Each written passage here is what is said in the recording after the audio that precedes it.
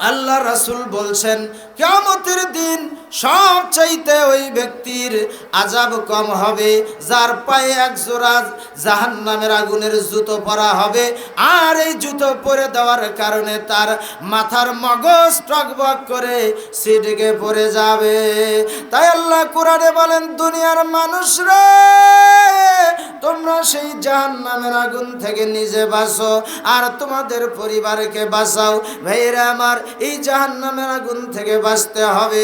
এই জাহান্নামে কারা যাবে, এই জাহান্নামে কাদেরকে নিক্ষেপ করা হবে, যেই জাহান্নামের আগুনের এত প্রখর তাপ হবে, এত ভয়ানক অবস্থা হবে। আল্লাহ রাব্বুল আলামিন কোরআনুল কারীমে জাহান্নামে কারা যাবে, আগুনে কারা জ্বলবে, এভাবে বহু জায়গায় বহুখানে আল্লাহ আলোচনা করেছেন, ওয়াজ করেছেন, কোরআনে নোট করেছেন। তার মধ্য থেকে আপনাদেরকে 2-3 খানা আয়াত শোনাই। যেমন আল্লাহ বলেন, ইয়াতাসাআলুনা আনিল মুজরিমিন মা সালাকাকুম ফি সাকার। আল্লাহ পাক জাহান্নামীদেরকে জিজ্ঞাসা করবেন, ওরে জাহান্নামীরা বলো বলো কোন কারণে কোন অপরাধে তোমরা এই আগুনে এসেছো, এই জাহান্নামে তোমরা জ্বলতেছো, তোমাদের কেন জাহান্নামের শাস্তি হতেছে বলো বলো। জাহান্নামীরা বলবে, জাহান্নামীরা তখন উত্তর দিবে, ক্বালু লাম নাকু মিনাল মুসাল্লিন। জাহান্নামীরা বলবে, আল্লাহ আমরা দুনিয়াতে নামাজি ছিলাম না। জুরি সুরি বলি নাউজুবিল্লাহ।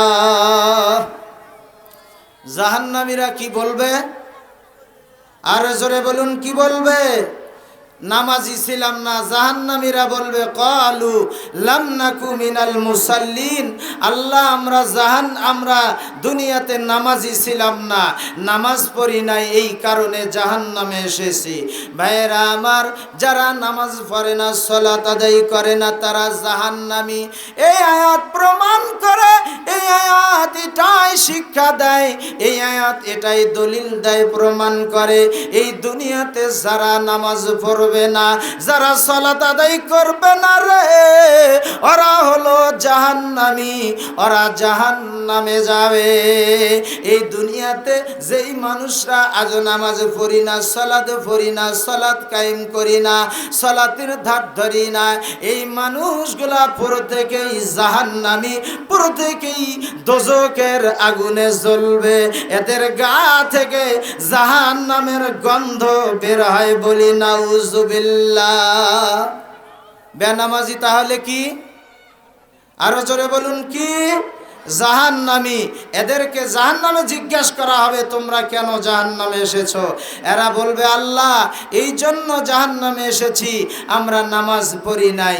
জাহান্নামী ওরাই যারা নামাজ পড়ে নাই। তাহলে আপনি আব্দুর রহিম হন, আব্দুল করিম হন, আব্দুর রহমান হন, আব্দুল মালেক হন, জুলফিকার আনসারী হন, আর হারুনুর রশিদ সিদ্দিকী হন, যেই হন না কেন, নামাজ না পড়লে আপনি জাহান্নামী, আপনি জাহান্নামী, আপনার বিকল্প কোনো পথ নাই। জোরে বলেন, কথা ঠিক না ব্যাঠিক?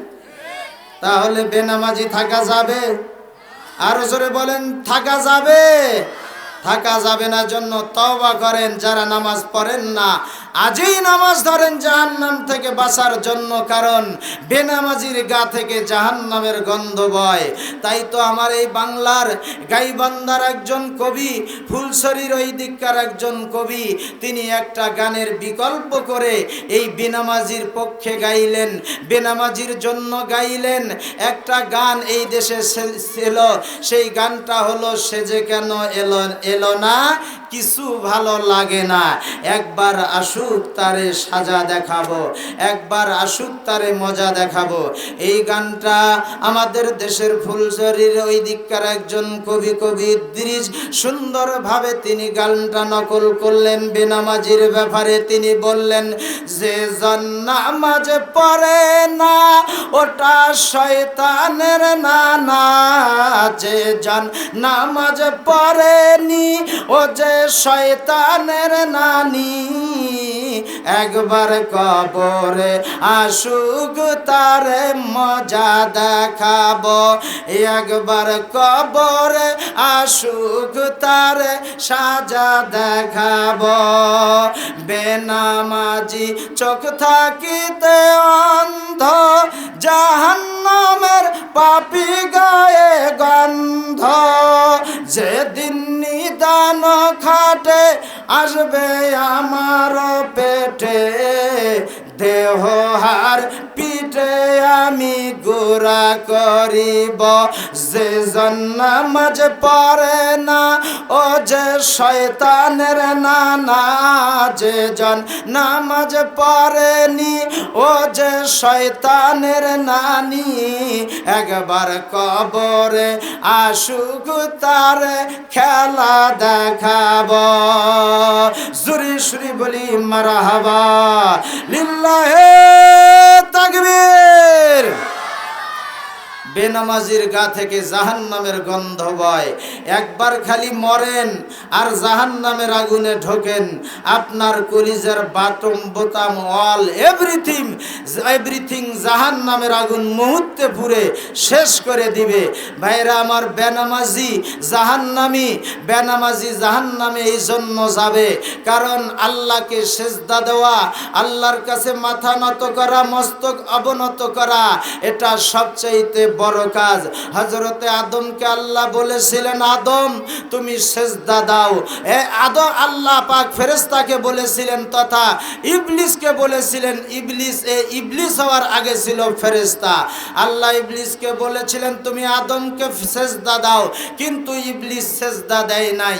ইবলিস সেজদা না দেওয়ার কারণে আল্লাহ এই ইবলিসকে ফেরেশতাদের সেই মুআল্লিমুল মালাইকা, ফেরেশতাদের সর্দার থেকে আল্লাহর নাম কাটাইয়া দিয়া আল্লাহ তাকে ইবলিস বানাইয়া দিয়েছেন। ভাইরা আমার, এই ইবলিস সেজদা দিল না, একটা সেজদা দেয় নাই, সকল ফেরেশতা সেজদা দিয়েছে। ইবলিস সেজদা না দেওয়ার কারণে আল্লাহ পাক তাকে জান্নাত থেকে বের করে দুনিয়াতে পাঠিয়েছেন এক সেজদা না দেওয়ায়।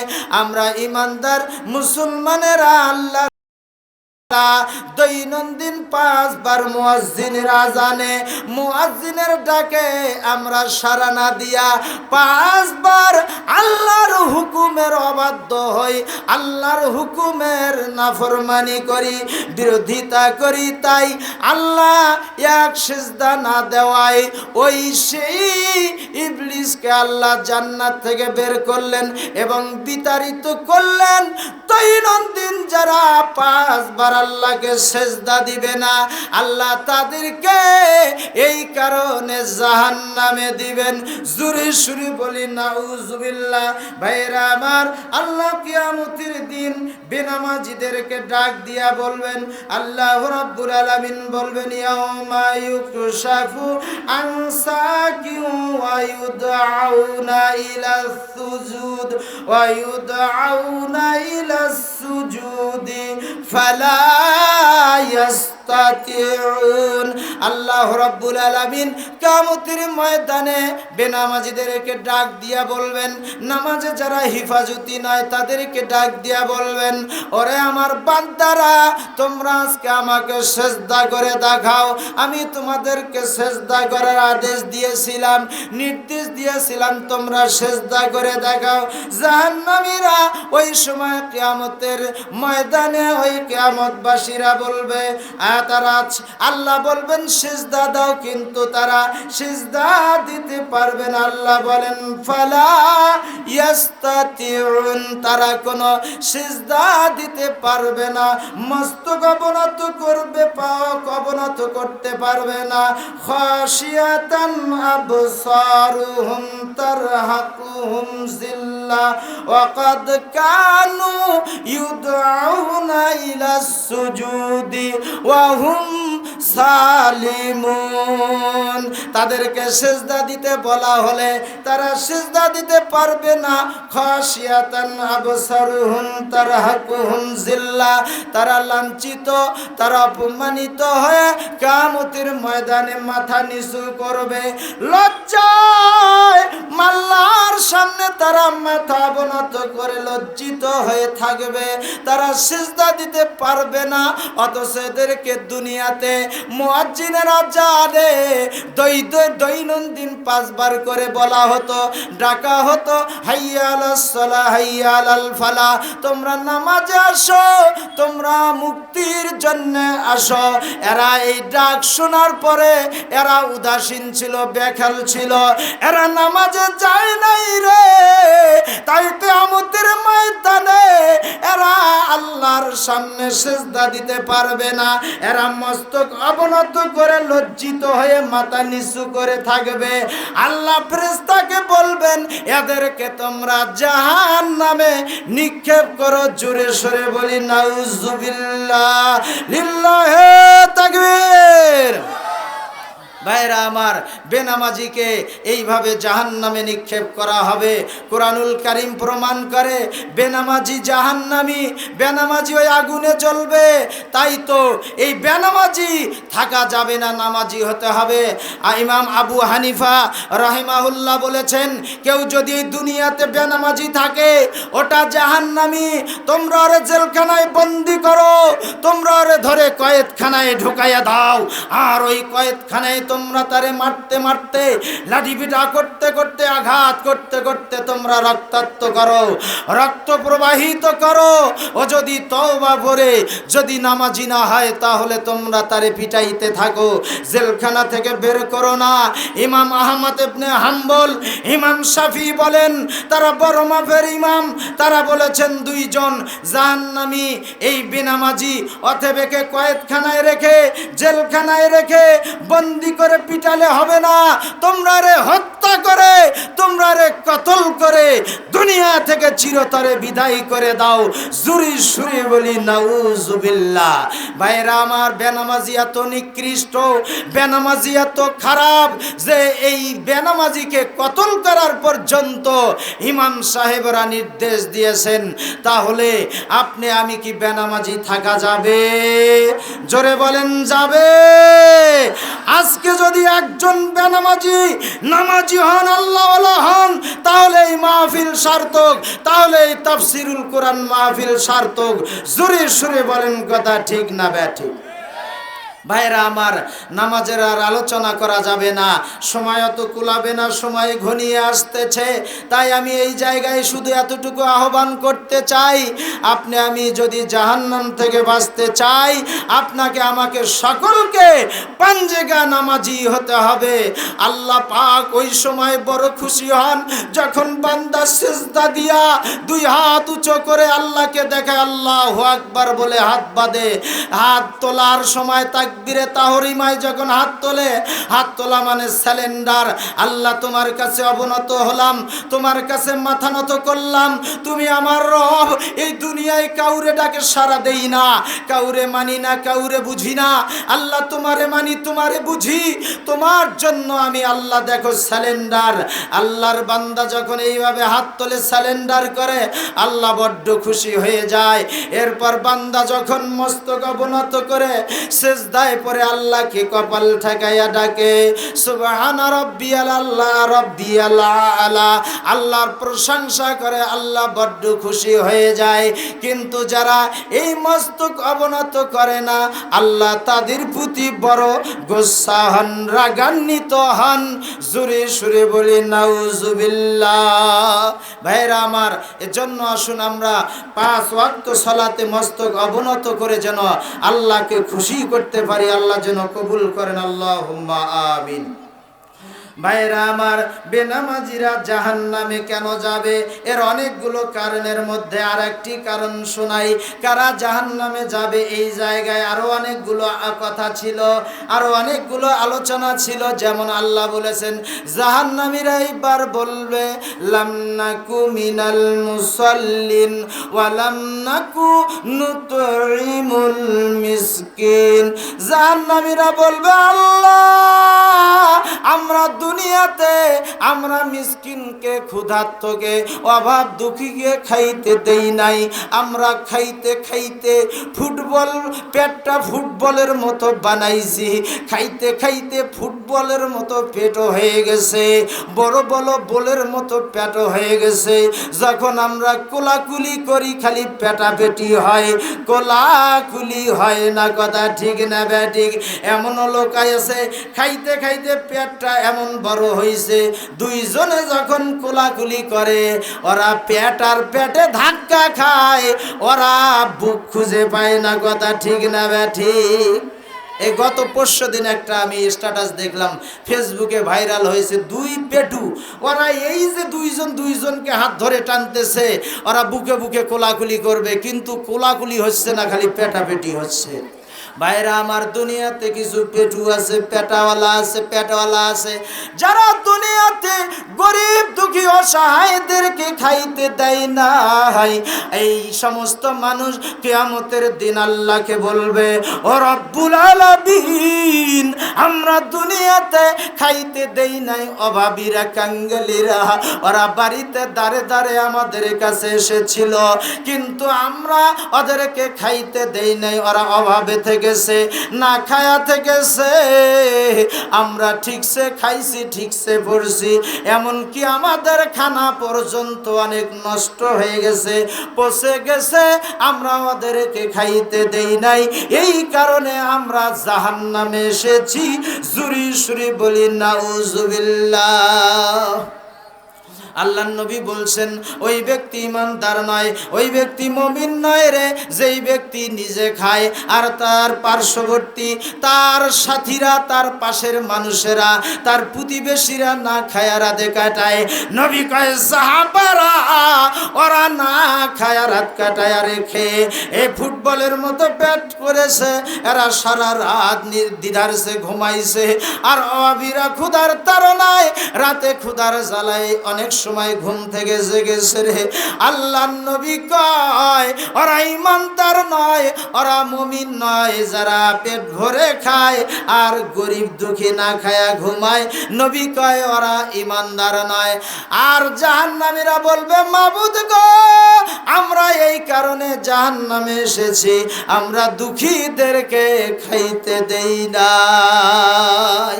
ভাইরা আমার, এই আয়াতের পর বলা হয়েছে, এরপর জাহান্নামীদেরকে বলা হবে, তোমরা কেন জাহান্নামে এসেছো?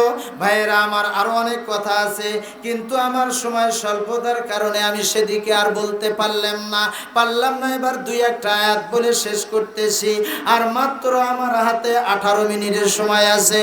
আমি সময়কে লক্ষ্য রেখে বক্তব্য দেই। আল্লাহ পাক বলেন, ইন্নাল্লাযীনা ইউহিব্বুনা আন তাঈশাল ফাহিশাতা ফিল্লাযীনা আমানু লাহুম আযাবুন আলীম ফিদ দুনিয়া ওয়াল আখিরাতি ওয়াল্লাহু ইয়ালামু ওয়া আনতুম লা তা'লামুন।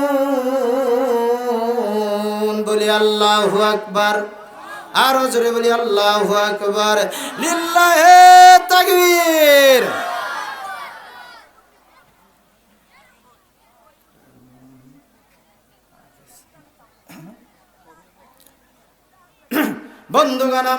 বন্ধুগণ আমার, আমি যে আয়াত তেলাওয়াত করেছি, আল্লাহ রাব্বুল আলামিন বলেন, ইন্নাল্লাযীনা ইউহিব্বুনা ইউহিব্বুনা আনতাশিআল ফাহিশা। আল্লাহ বলেন জাহান্নামে ওই মানুষগুলা যাবে কারা?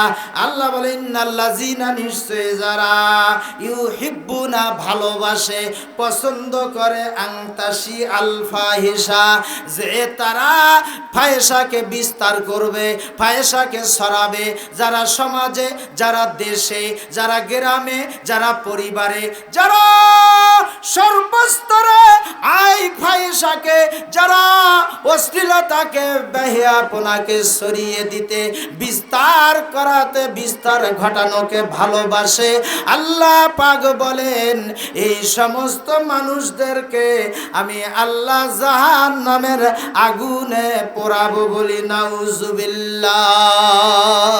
কাদেরকে? যারা দুনিয়াতে পছন্দ করে, ভালোবাসে ফাহিশা, খারাপ অশ্লীলতাকে ছড়িয়ে দিতে। ফাহিশা মানে ব্যভিচার, ফাহিশা মানে জেনা, ফাহিশা মানে সমকামিতা, ফাহিশা মানে অশ্লীলতা। আজকে অশ্লীল বেহায়াপনা ছড়িয়ে দেওয়ার জন্য এক শ্রেণীর মানুষ ফেসবুকে আপনার সেই টিকটকের মধ্য দিয়া, তারপরে আপনার চলচ্চিত্র, নোভেল নাটকের মধ্য দিয়া দুনিয়ার অনাচার, ব্যভিচার, দুনিয়ার ফাহিশা, জেনার মতো নঘিন্য অশ্লীলতাকে ছড়িয়ে দেওয়ার জন্য ছড়িয়ে পড়ে লেগেছে। জোরে সরে বলেন কথা ঠিক না ব্যাঠিক? আল্লাহ বলেন এই দুনিয়াতে, পৃথিবীতে যারা অশ্লীলতাকে ছড়িয়ে দিতে চায়, অশ্লীলতাকে বিস্তার ঘটাতে যারা মোহাব্বত পছন্দ করে, আমি রব্বুল আলামিন তাদেরকে জাহান্নামে দিব। তাই আমি বলতে চাই আজকে অনেক নারীরা, অনেক পুরুষরা, অনেক সেই পাশ্চাত্যরা, সভ্যতারা, অসভ্যরা, এরপরে আপনার সেই পুঁতিতলার নারীরা থেকে শুরু করে অনেক স্তরের নারীরা, পুরুষরা, তারা সেই অশ্লীলতাকে টিকটক আকারে ফেসবুকে ছাড়িয়ে দিচ্ছে। অশ্লীলতাকে, বেহায়াপনাকে, সেই সবচাইতে জঘন্যতর নগ্নতাকে তারা সেই ফেসবুকে, তারপরে আপনার ইউটিউবে তারা ছড়িয়ে দিয়ে গোটা বিশ্বে অশ্লীলতাকে তারা ছড়িয়ে দেওয়ার জন্য উঠে পড়ে লাগিয়েছে। জোরে সরে বলুন কথা ঠিক না ব্যাঠিক? এই অশ্লীলতা যারা করবে তারা জাহান্নামের আগুনে জ্বলবে। তাই আমার বক্তব্যের মধ্য দিয়া মুসলমান মা বোনদেরকে বলতে চাই, মুসলমান ভাইদেরকে বলতে চাই, যেই স্ট্যাটাসের মধ্যে অশ্লীলতা আছে, যেই টিকটকের মধ্যে অশ্লীলতা আছে, যেই আপনার ফেসবুকে, যেই আপনার ইউটিউবে আপনার সেই ছড়িয়ে দেওয়া অশ্লীলতা আছে, এই অশ্লীলতা যদি আপনি ছড়িয়ে দেন, কিয়ামতের ময়দানে একটি সেকেন্ডের হিসাব আল্লাহ নেবেন। জোরে বলেন কথা ঠিক না ব্যাঠিক? সমকামিতা, জোরে বলেন কথা ঠিক না ব্যাঠিক? আর সেই পাশ্চাত্যরা সেই সমকামিতাকে ছড়িয়ে দেওয়ার জন্য বিভিন্ন পায়তারা চালাচ্ছে। এই বিগত কিছুদিন আগে, আজ থেকে 1 বছর আগে, গত বছরে যে শিক্ষামন্ত্রী ছিলেন, যে শিক্ষা ব্যবস্থায় যারা বসেছিলেন, যারা বই ছাপিয়েছিলেন, তারা শরীফার মতো নগিন্য সেই লেখালেখির মধ্য দিয়া, বই ছাপানোর মধ্য দিয়া সমকামিতার অশ্লীলতা ছড়ানোর একটা পায়তারা চাপিয়েছিলেন, পায়তারা তারা তৈরি করেছিলেন। জোরে সরে বলেন কথা ঠিক না ব্যাঠিক? আমরা আওয়ামী লীগ বুঝি না, বিএনপি বুঝি না, আমরা ইমানদার, আমরা মুসলিম, আমরা ইমান নিয়ে বাঁচতে চাই, আমরা মুসলিম হয়ে মরতে চাই, কবরে আল্লাহর সামনে আমরা নেকি নিয়ে উঠতে চাই, আল্লাহর সামনে কিয়ামতে, আল্লাহর সামনে আরশের নিচে ছায়া পেতে, আল্লাহর সামনে হিসাব নিকাশ সহজ করতে চাই। সেজন্য এই দেশে 90% মুসলমান, 92% মুসলমান। আমরা কারো দ্বারা কোনো অশ্লীলতা, বেহায়াপনা, কোনো সেই শরীফার মতো লেখা থেকে শুরু করে কোনো অনাচার, ব্যভিচার, সেই আপনার সেই সমকামিতার মতো কোনো কিছু আমরা চাই না। আমার বাপ যদি মন্ত্রী হয়, আমার বাপ যদি এমপি হয়, আমার বাপ যদি সেই শিক্ষা ব্যবস্থায় নারী শরীফার মতো সমকামিতা ছড়িয়ে দিতে চায়, সেটা প্রতিঘাত করা, সেটা আপনার বাধা দেওয়া, সেটা আপনার বন্ধ করা, সেটার বিরুদ্ধে রুখে দাঁড়া প্রতিটি মুসলিমের, প্রতিটি ইমানদারের ইমানি দায়িত্ব। জোরে সোরে বলেন কথা ঠিক না ব্যাঠিক? লিল্লাহে তাকবীর, লিল্লাহে তাকবীর। আল কোরআনের আলো, আল হাদিসের আলো, লিল্লাহে তাকবীর। ভাইরা আমার, হযরতে লূত আলাইহিস সালামের ভিতরে সমকামিতা ছিল। পুরুষে পুরুষে তারা ব্যভিচার করবে। আমি যে শরীফার গল্পটা তুলে ধরেছিলাম, অনেকে বোঝেন না। তার মানে শরীফ একজন ছেলে, শরীফা একজন মেয়ে, ওরা একে অপরে চলতে থাকবে। কোনো সময় কেউ মানে বন্ধু বান্ধব, তাদের কোনো আপনার পার্থক্য থাকবে না। একজন মেয়ে একজন ছেলে, তারা একই সাথে চলবে, একই সাথে ফিরবে, একই সাথে খেলবে, কেউ কাউকে বাধা দিবে না, কোনো পার্থক্য নাই। এটা ইসলামে হারাম, ইসলামে নাজায়েজ। এইভাবে অনেক অশ্লীল বেহায়াপনা আজ বিশ্ব আমাদের মাঝে চাপিয়ে দেওয়ার পায় তারা চালাচ্ছে। আল্লাহ রাব্বুল আলামিন এই ষড়যন্ত্র থেকে আমাদেরকে যেন হেফাজত করেন। সকলে বলি আল্লাহুম্মা আমিন। ভাইরা আমার, আমি বলতেছিলাম জাহান্নামে যারা যাবে গো, এই জাহান্নামে যাওয়ার অন্যতম একটি কারণ হলো, অন্যতম একটি অপরাধ হলো, আল্লাহ বলেন ওয়ামিনান নাসি মাইয়াশতারি লাহুল হাদিসি লিইউজিল্লান সাবিলিল্লাহি বিগাইরি ইলম ওয়া ইয়াত্তাখিযাহা হুজুওয়া উলাইকা লাহুম আযাবুম মুহিন। আল্লাহ বলেন আমি আল্লাহ ওই সমস্ত মানুষদেরকে জাহান্নামের আগুনে আমি পূর্ব জ্বালাবো। কঠিন আযাব তাদের জন্য রয়েছে। কাদের জন্য? ওমিনান নাসি মাইয়াশতারি লাহুল হাদিসি লিইউজিল্লা বিগাইরি ইলম। আল্লাহ বলেন যারা এই দুনিয়াতে সমাজে, পরিবারে, রাস্তাঘাটে, দোকানপাটে, বাড়িতে, মাঠে ঘাটে, বিলে যারা অনর্থক কথাবার্তা দ্বারা, গান বাজনা দ্বারা, নোভেল নাটক দ্বারা, বিভিন্ন বাদ্যযন্ত্র দ্বারা যারা মানুষকে আল্লাহর দিন থেকে গাফেল করে, আল্লাহর ইবাদত থেকে, আল্লাহর স্মরণ থেকে, আল্লাহর বিধান মানা থেকে যারা মানুষকে গান বাজনা, নোভেল নাটক, বাদ্যযন্ত্র দিয়া যারা মানুষকে যারা বিপদগামী করে, আল্লাহ পাক বলেন আমি আল্লাহ তাদেরকে জাহান্নামের আগুনে পুড়ে ভস্ম করে দিব। জুরি সুরি বলি নাউজুবিল্লাহ। কাদেরকে জাহান্নামের আগুনে পুড়বেন? জোরে বলেন কাদেরকে?